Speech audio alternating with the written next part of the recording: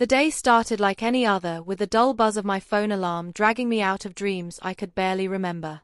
The sunlight had barely begun creeping through the slats of my blinds, casting long sleepy shadows across the floor of my small but cozy apartment in Portland. I yawned, pushed my hair out of my face, and sat up slowly, already dreading the long shift ahead of me at the bookstore. My name's Ellie Carter. I work part-time at a quaint independent bookstore while finishing my final year in English literature. Life's been fine, not exciting, not terrible, just fine, and I guess that's what makes this story even stranger, because it starts with something, or rather someone, I never expected to even cross paths with. It was a rainy Thursday afternoon when he walked into the shop. I was behind the counter, sipping lukewarm coffee and flipping through a dog-eared copy of Wuthering Heights when the bell above the door jingled. I glanced up and instantly froze. He was tall, wearing a grey hoodie, jeans, and sneakers that had seen better days. His hair was dark and wet from the rain, but still had that tousled, effortless look you only ever see in movies. He shook the water off his jacket like a dog and looked around, eyes scanning the room until they landed on me. "Hey," he said with a nod, his voice smooth but casual. "Do you guys sell poetry?" Poetry, of course. He was into poetry. I blinked, then stood quickly, trying not to knock over my coffee in the process. "Yeah," I said, my voice wobbling slightly, "right this way." He followed me toward the back where our poetry section sat, usually untouched. As I pointed to the shelf, I tried to act like my heart wasn't beating faster than it had in weeks. Something about him was familiar, but I couldn't place it. "Thanks," he said, running a finger along the spines of the books. "You work here a lot?" I nodded. "Most days." He smiled slightly, almost shy. "Cool. I'm Dylan, by the way, Ellie." We shook hands. His was warm and rough, like someone who worked with his hands. He pulled a copy of Mary Oliver's Devotions off the shelf and flipped it open. I lingered, watching him for a second longer than was polite. "You ever read her stuff?" he asked without looking up. "Only, all the time," I replied, and to my surprise, he laughed. It was the beginning of something I didn't have a name for yet. Dylan started coming in every couple of days. Sometimes he bought a book, sometimes he just talked to me.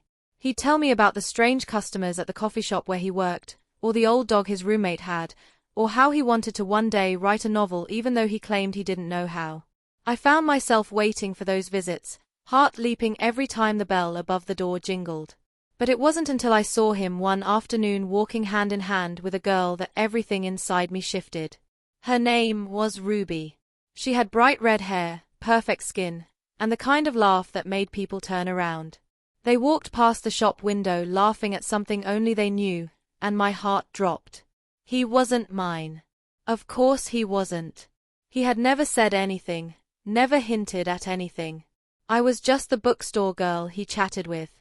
Still, that night I couldn't sleep. I lay awake thinking about how unfair it felt to feel so connected to someone who wasn't even available. I told myself to let it go, to stop daydreaming, but I didn't. A week later, it was my birthday. I hadn't planned anything. My parents were out of town, and most of my friends had school projects or jobs they couldn't leave. I had planned to order pizza and rewatch old movies by myself. So when Dylan walked into the store that afternoon and asked, "Got any plans tonight?" I shook my head too quickly. "Nope," I said, trying to sound casual. He hesitated. "You should come by the open mic at Luna Beans. I'm reading something tonight." I stared. "You write poetry?" He scratched the back of his neck. "Kind of, but it's more for fun. You should come, seriously." I hesitated. I knew Ruby might be there. It would be awkward, painful even. But I nodded, okay. I showed up that night in my favorite navy blue sweater and jeans. The cafe was packed. Candles flickered on every table, and people stood along the walls holding mugs of coffee and hot cider. Dylan spotted me from the corner and waved. I waved back, pretending not to notice Ruby sitting at a table near the front. His name was called, and he walked to the mic holding a crumpled page. He didn't look nervous. He cleared his throat and looked right at me before beginning. The poem was about a girl with ink on her hands and a heart full of books, about small conversations that meant more than they should, and about timing never quite being right. My throat tightened as I listened. I wanted to believe it was about me. Maybe it was. When he finished, the room clapped. Ruby kissed him on the cheek when he returned to the table, and I felt my heart crack. Still, I stayed until the end. As I got up to leave, he caught me by the arm. "Hey, you leaving already?" "Yeah," I said. "Long day tomorrow." He looked like he wanted to say more but didn't, so I smiled and walked out into the cool night air. A week passed, then two. Dylan didn't come by the shop. I told myself it was for the best. Then out of nowhere he texted me, "You busy?" I stared at the screen, then typed back, "Not really. What's up? Can I come over just to talk?" My heart pounded. I should have said no. I really should have. But I typed sure. He arrived an hour later, soaked from the rain. I handed him a towel, and we sat on the couch in awkward silence. He didn't look like the confident guy I knew. He looked lost. "I broke up with Ruby," he said quietly. "Oh." He rubbed his hands together. I didn't want to hurt her, but I couldn't stop thinking about someone else. I didn't say anything. I couldn't trust myself to speak. He looked at me, really looked. The room went still.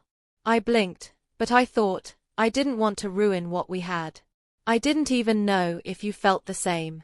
I should have been happy. I should have jumped into his arms. But something held me back. "Dylan, you weren't mine," I said softly, "but I invited you in anyway." He frowned, confused. "I liked you.